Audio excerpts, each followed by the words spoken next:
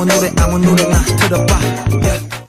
홍아, 여러분들이 만나고 싶고 사랑하고 또 여러분들이 보고 싶어하는 홍석빈 목사입니다. 벌써 큐티 묵상 컨텐츠를 시작한 지 3주가 지나가고 있습니다. 그동안 많은 학생들이 묵상 출첵, 큐티 챌린지에 동참하고 있는데요. 세상에, 맙소사, 헐, 대박! 여러분들의 참여로 홈스TV의 구독자와 영상 조회수가 나날이 늘어나고 있습니다. 그만큼 열심히 영상으로 묵상에 동참하고 출첵하고 있다는 뜻이겠지요. 매주마다 꼭 잊지 않고 출첵하기, 그리고 큐티 챌린지에 동참하기, 그리고 가정예배 인증 캠페인 참여하기, 중등부 인싸가 되는 지름길인 캠페인에 적극 동참하기를 바랍니다. 자, 그럼 오늘 새로운 본문을 들고 함께 이야기를 나눠봅시다. 오늘은 마가복음 8장 27절로 34절의 말씀입니다. 가지고 있는 성경 혹은 모바일 어플을 켜고 그것도 없다 하면은 화면에 나오는 자막을 보고 함께 읽으면 됩니다. 제가 먼저 읽겠습니다. 예수와 제자들이 빌립보 가이사랴 여러 마을로 나가실새 길에서 제자들에게 물어 이르시되 사람들이 나를 누구라고 하느냐. 여러분들이 28절 읽겠습니다. 시작!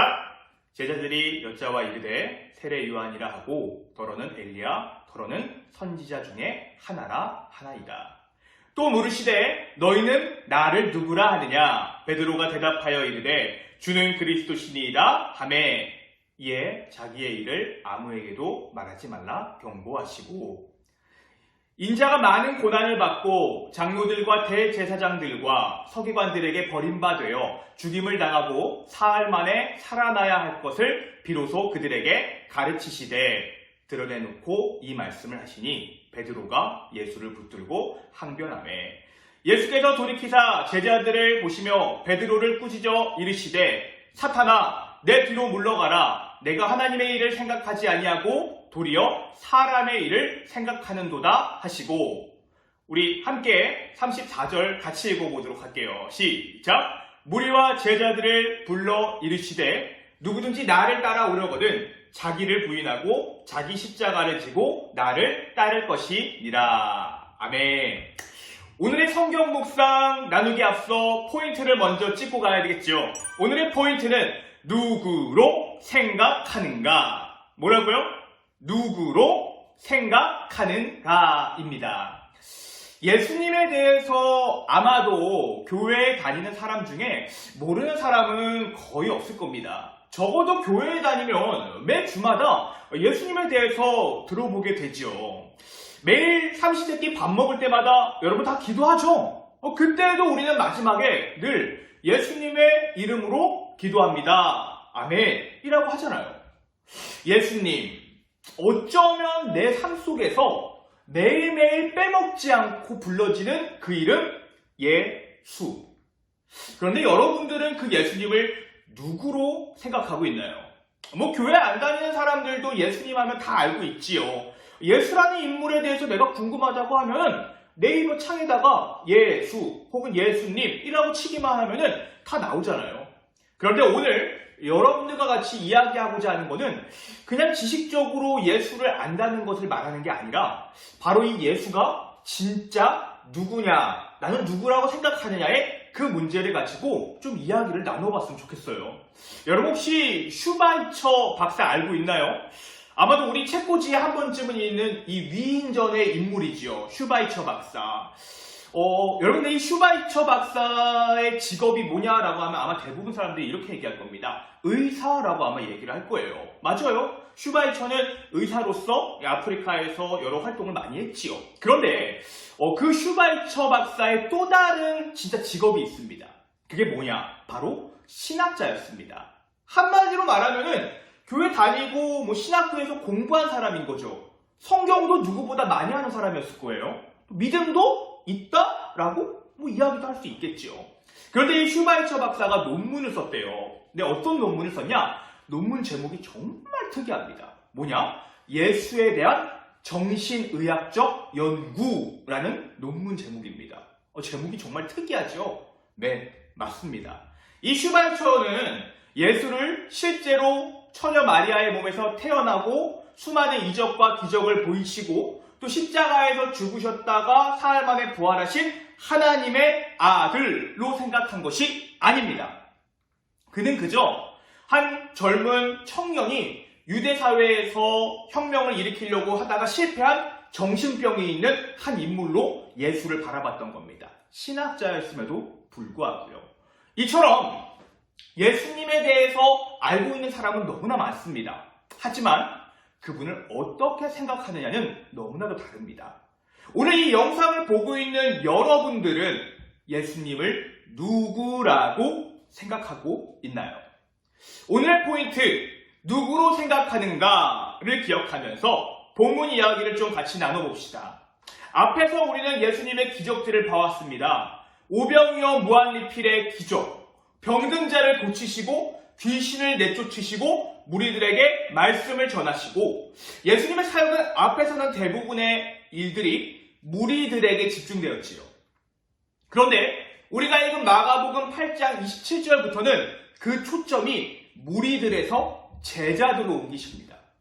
그리고 제자들에게 전해야 하는 아주 중요한 일을 말씀하기 시작하시는데, 그 시작으로 예수님은 제자들에게 이렇게 말합니다. 사람들이 나를 누구라고 생각하느냐? 예수님이 제자들에게 이 질문을 물은 것에 대해서 우리는 두 가지를 생각해야 됩니다. 첫 번째, 당시 사람들의 분위기. 두 번째, 지금 이 이야기를 말하고 있는 장소. 예수님이 수많은 기적을 일으키니까 사람들이 이야기합니다. 누구는 세례 요한이다. 누구는 옛날에 엘리야가 다시 태어난 거다. 누구는 선지자 중에 한 사람일 거다. 예수님은 그저 사람인데 위대한 사람, 혹은 경건한 사람, 말 잘하는 사람, 똑똑한 사람, 그 정도로 생각했던 게 그 당시 사람들의 일반적인 반응이었죠. 두 번째, 장소입니다. 여기 지역 이름이 지금 나오는데 이름이 뭐라고 나와 있죠? 바로 빌립보 가이사랴입니다. 이 도시는 분봉왕 빌립, 그러니까 분봉왕이 뭐냐면요, 지방을 통치하는 한 사람이라고 보면 됩니다. 이 분봉왕 빌립이 건설하고 황제인 티베리우스 가이사에게 바쳐진 도시인 겁니다. 그래서 이름에 빌립보 가이사랴라고 황제 이름이 붙은 겁니다. 그래서 여기에는요, 로마의 판이라는 신전과 황제를 숭배하는 신전이 딱 자리 잡고 있는 그런 장소입니다. 여러분, 그러니까 여기는 딱 그냥 이미지가 황제를 숭배하는 신의 도시, 이런 느낌인 겁니다. 그래서 이곳에 방문한 사람들은 여기서는요, 대부분의 사람들이 황제를 숭배하거나 로마의 신들 중에 하나를 숭배하는 그런 분위기가 있는 장소인 거예요. 거기서 지금 예수님이 제자들에게 물었던 겁니다. 사람들은 나를 누구라고 하느냐? 그리고 뒤이어 이 질문의 초점은요, 이제 사람들이 아니라 제자들에게 바뀝니다. 그러면 너희는 나를 누구라고 하느냐? 여러분, 상당히 날카로운 질문이지. 지금 황제와 로마의 신을 숭배하는 이 신의 도시라 불리는 이곳에서요, 너희는 나를 누구라고 하느냐라고 묻는 거는 누가 진짜 왕이냐? 누가 진짜 신이냐? 라고 물어보는 겁니다. 대세를 따라갈 것인가? 아니면 예수를 따라갈 것인가? 그 문제였습니다. 여기서 베드로가 아주 멋진 대답을 합니다. 주는 그리스도시요 살아계신 하나님의 아들이시니다. Great! Excellent! Very good! 100점짜리 답변입니다. 와, 그런데 예수님이 이 말씀을 하시고 자기가 고난을 받고 버림을 받아 십자가에 못 박혀 죽임당할 것을 이야기하십니다. 여러분, 이 이야기하면 제일 싫어하는 사람이 누구일 것 같으세요? 바로 제자들입니다. 왜냐하면 지금 내가 금을 버리고 배 버리고 예수님 따라왔잖아. 내가 가진 지위 다 버리고 예수님 따라왔잖아. 여러분, 제자들이 예수님을 따랐던 동기가 뭔지 아세요? 경건한 마음에? 아니, 예수님 사랑하는 마음에? No. 그들이 예수님을 따랐던 동기가 뭐냐면요, 그 당시에 유대인들이 이 내려오는 전승이 있었어요. 구약 성경 때부터 뭐냐? 언젠가 메시아가 나타났다는 거죠. 이 메시아가 딱 나타나면은 우리를 억누르고 있는 로마가 있잖아. 그 로마를 무찌르고 우리 유대의 왕, 온 세계의 왕이 될 거다라는 그런 전승이 있었습니다. 지금 제자들은 예수님을 메시아로 믿잖아요. 그러니까 언젠가는 예수님이 로마 제국을 물리치고 왕이 되면은 그 옆에 높은 자리가 비잖아. 그거 차지하려고 하는 동기가 제자들에게 있었거든요. 그래서 제자들이 싸우는 이유가 성경에 나타나는데 뭐라고 나오냐? 누가 우리 중에 넘버원, 첫 번째가 될 거냐? 요거 때문에 지금 싸우고 있어요. 그게 제자들이었습니다. 그러니 예수님이 지금 인자가 고난을 받고 장로들과 대제사장들과 서기관들에게 버림받아 죽었다가 사흘 만에 살아날 거야 얘들아 라고 이야기하니까 어떠냐? 열받는 거죠. 베드로가 그래서 뭐냐? 성경에 항변했다라고 성경이 말합니다. 여러분, 이 항변했다라는 뜻의 원어적 의미는 뭐냐면 예수님을 지금 뭐 했냐면 꾸짖었다는 거예요. 아니, 제자가 스승을 꾸짖는 경우가 있어요? 이 제자들 중에 특별히 베드로가 얼마나 화가 났으면은 예수님을 꾸짖었다고 얘기합니다. 화내면서 예수님!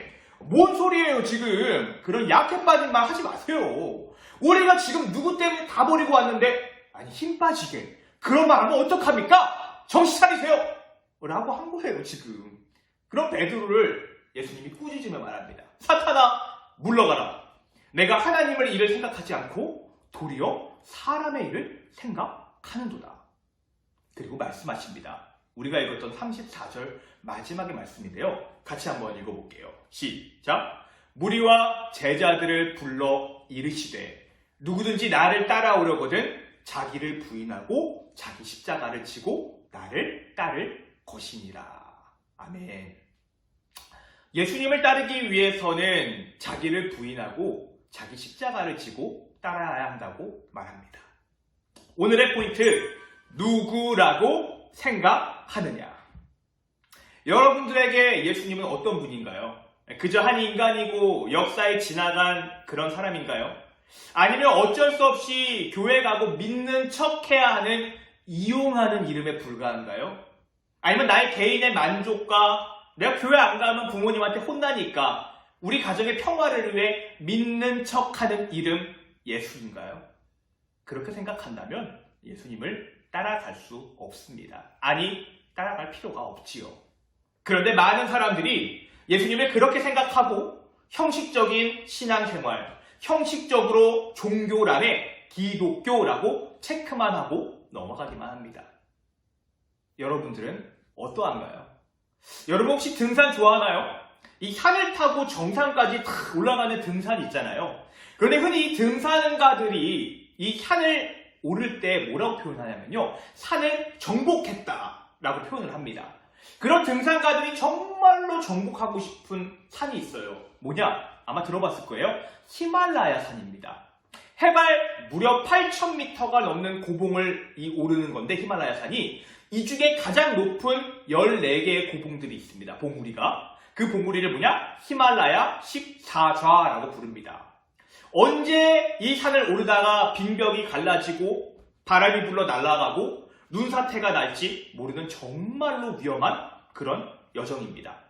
그런데 이 히말라야 산을 오르기 위해서는요. 반드시 함께해야 되는 한 사람이 있습니다. 여러분 그 사람의 이름이 뭔지 아세요? 바로 세르파라는 사람입니다. 동쪽에서 온 사람이라는 의미인데 티벳 사람입니다.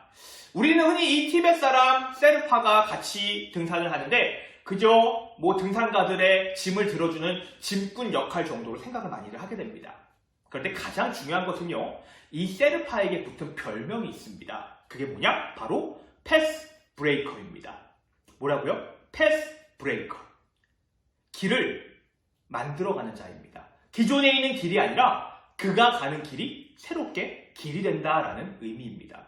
겉보기에는 너무나 초라하고 키도 작고 그런 볼품없어 보이는 세르파일지 모르겠지만 누구라도 경험해보지 못한 고산지대의 험난한 히말라야 산을 올라가야 된다면 그리고 그 세르파가 누군지 안다면 그를 따라가야 될 것입니다. 왜냐하면 그는 나보다 이 산을 더 잘 알거든요. 그가 가는 그 길이 가장 안전한 길이거든요. 지금껏 가보지 못한 길이 만들어지거든요. 그래서 내가 가진 등산에 대한 수많은 지식과 경험이 있다 할지라도 모두 내려놓고 그 세르파가 걸어가는 발자취를 따라갈 수 있습니다. 그렇게 걷다 보면 14자의 끝에 있는 정상을 전복하게 되는 겁니다. 사랑하는 여러분들, 예수가 하나님의 아들이라고 굳건히 믿는다면 우리는 따라갈 수 있습니다. 내가 아는 지식과 생각과 심지어 나라는 자신을 부인한다 할지라도, 부정한다 할지라도 따라갈 수 있습니다. 이번 한 주 나는 예수를 누구라고 고백하는지를 한번 점검해 보기를 바랍니다. 내가 정말로 예수님을 하나님의 아들로 고백할 때 그분이 나의 인생의 길에 패스브레이커가 되어 앞장서십니다. 심지어 내가 지고 있는 무거운 짐도 대신 지고 같이 걸어가 주십니다. 그러면 우리는 바람이 불거나 앞이 보이지 않거나 눈폭풍 속을 걷는 상황이라 할지라도 내 짐을 지고 나보다 먼저 앞서 걸어가시는 그 예수님의 발자취만을 따라가기만 하면 되는 겁니다. 코로나로 인해 온 세계가 어려운 이때 우리의 영원한 인도자가 되신 예수님만 따라가는 여러분들 되시기를 바랍니다. 예수님을 따르는 십자가의 길이 바로 생명으로 가는 길임을 잊지 않기를 바랍니다. 오늘은 여기까지. 홍하! 우리 모두 구독과 출첵 댓글을 잊지 마시고요. 다음 이 시간에도 여러분들과 함께 만나도록 하겠습니다. 안녕!